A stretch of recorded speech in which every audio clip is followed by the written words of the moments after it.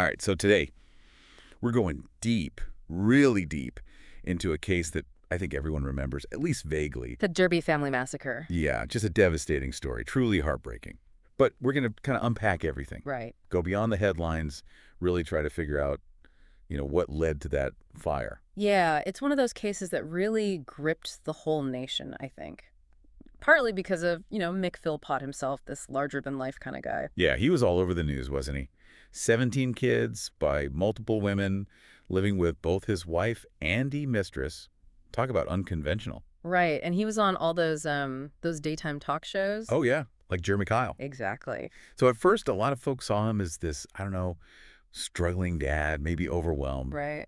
But our deep dive here, it's painting a much darker picture, Yeah, much darker. A lot more going on beneath the surface. Manipulation, abuse, really a pattern of it. And that's what we're going to explore, isn't it? This whole, the build-up to this horrible event.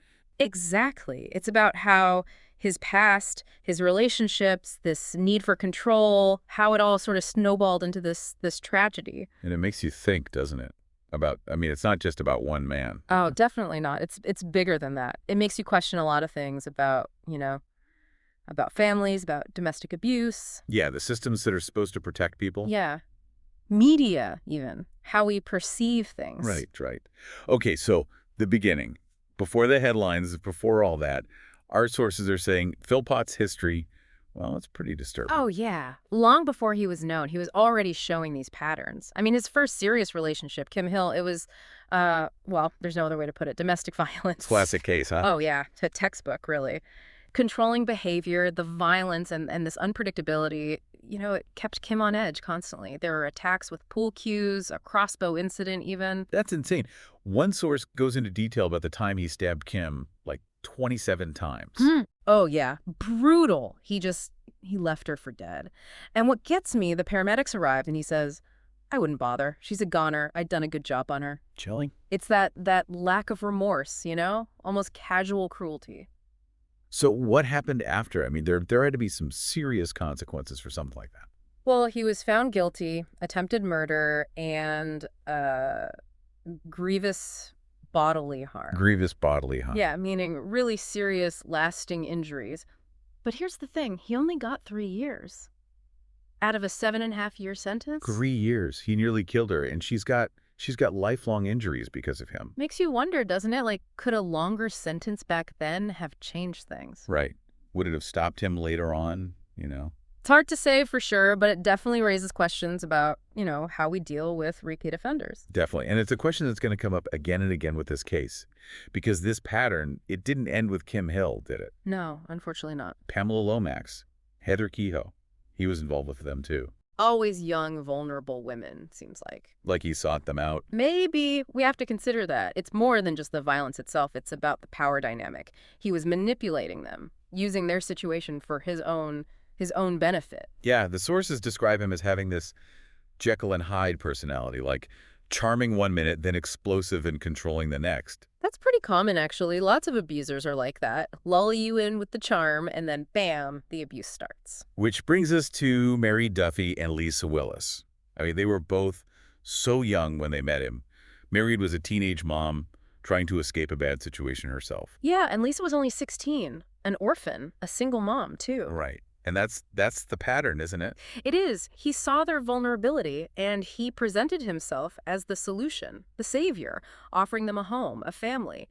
But of course, it all came with strings attached. He controlled their money, cut them off from their friends and families, basically forced them into this strange, this three-way relationship. The throuple, as some called it.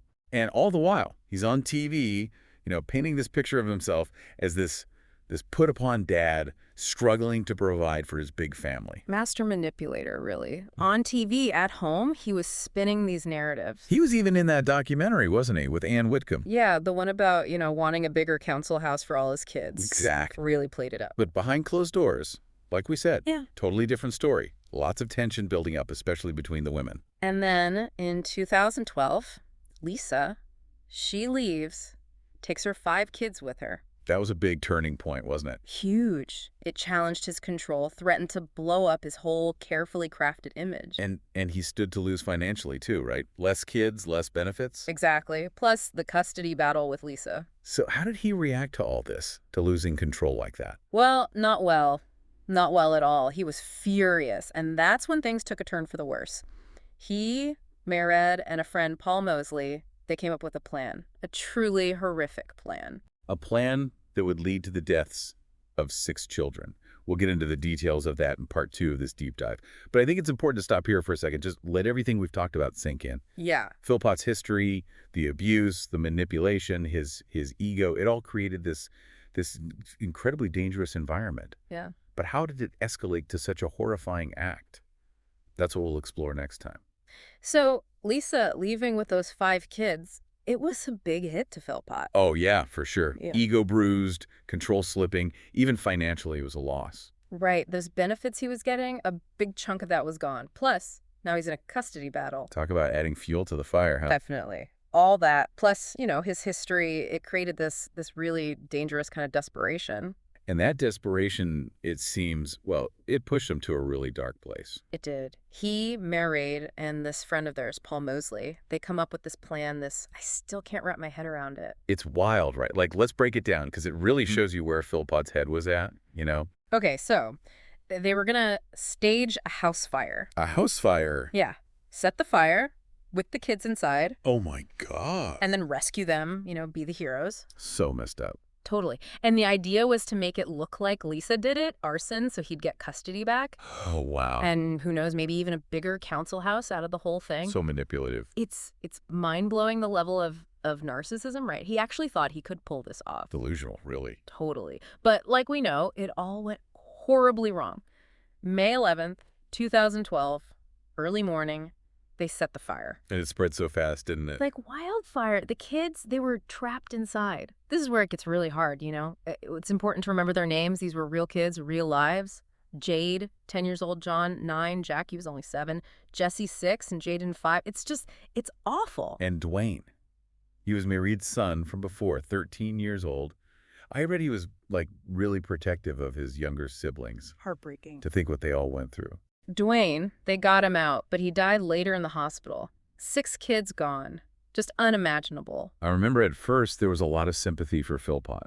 Yeah, people donating money for the funerals, even defending his lifestyle, the whole throuple thing. He really knew how to play the victim, didn't he? Oh, yeah, even in the middle of this tragedy, he's working the media, Playing on everyone's emotions. Exactly.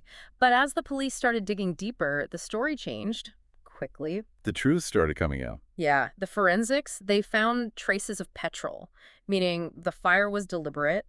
And then security cameras, they caught Philpott, Merritt, and Mosley talking. And these weren't just casual chats either. Those recordings, right? They played them in court. I remember that. Oh, man, those were damning. Philpott basically coaching Merritt on what to tell the police. At one point, he even says it's his fault they lost the kids. Wow. Cold, calculated. It was shocking to hear.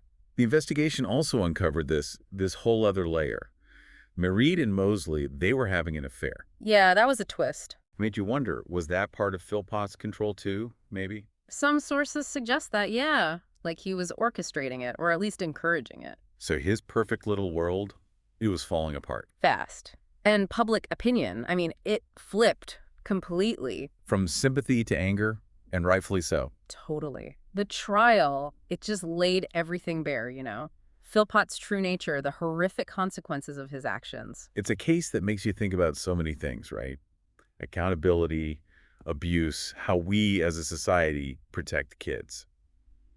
But before we get into the trial, there's another piece of the puzzle we need to look at. Illegal stuff, right? Yeah.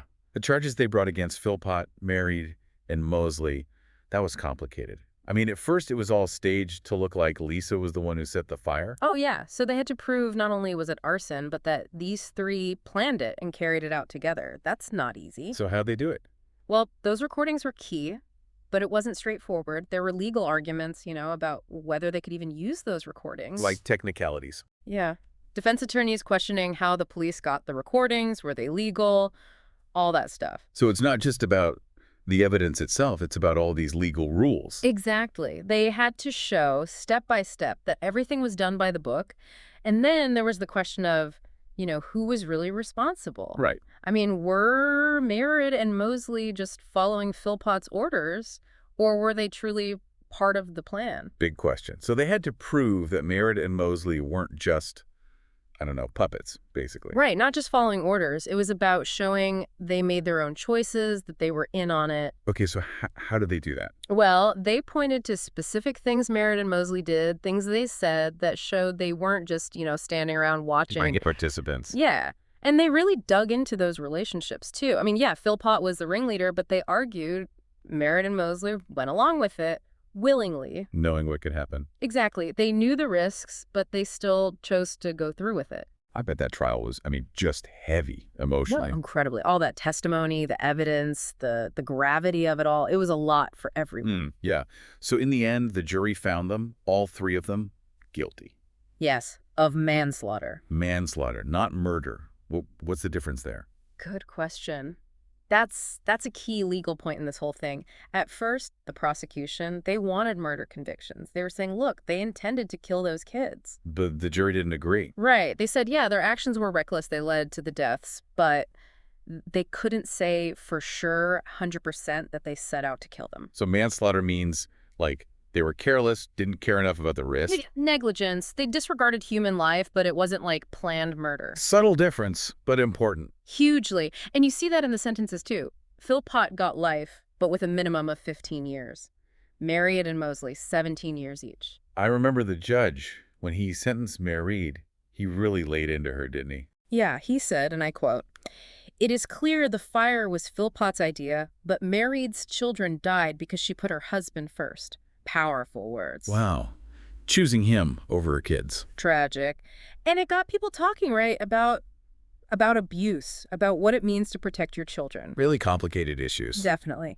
And the case, well, it didn't end there. Right, there was more to come. Merritt and Mosley, they got out on license after serving, I think it was only half their sentence. Yeah, that caused a lot of anger. A lot of people felt like that wasn't justice. Understandably. I mean, people felt like those sentences were already too short for what they did. So why'd they let them out? The parole board, they said Merritt and Mosley, they were sorry for what happened, and they weren't likely to, do something like that again. The whole idea of rehabilitation, giving people a second chance. But did they deserve a second chance? That's what a lot of folks were asking. Exactly. And some people were worried, especially about Merritt, that maybe she was still under Philpott's influence, That's a scary thought. It is. And they even gave Merritt a new identity when she got out. So there was definitely concern for her safety, maybe from people who wanted revenge or even from Philpott himself. Man, this case, it just keeps going, doesn't it? Like the effects are still being felt. For sure. It raises questions about the justice system, about how we protect vulnerable people, and how we deal with something this horrific. It's a case that sticks with you, the lives lost, the families broken. Yeah. It really makes you think about responsibility, about right and wrong, and how sometimes the systems that are supposed to protect us, they fail. They do. But that's why these deep dives are so important, I think. We can't shy away from these hard topics. We have to talk about them, understand what went wrong, what we can learn. So it doesn't happen again. Exactly. We owe it to those kids, to everyone, to try to prevent this kind of thing from happening in the future. We've got to be more aware, right? Look for the signs of abuse. Reach out to people who need help. Hold people accountable. Absolutely. We can't just let it happen. Well, listeners, thanks for joining us. This was a tough one, but important one. And remember, if you or someone you know is dealing with domestic abuse, please reach out for help. There's no shame in asking for help, and there are people out there who want to support you. Take care of yourselves and each other.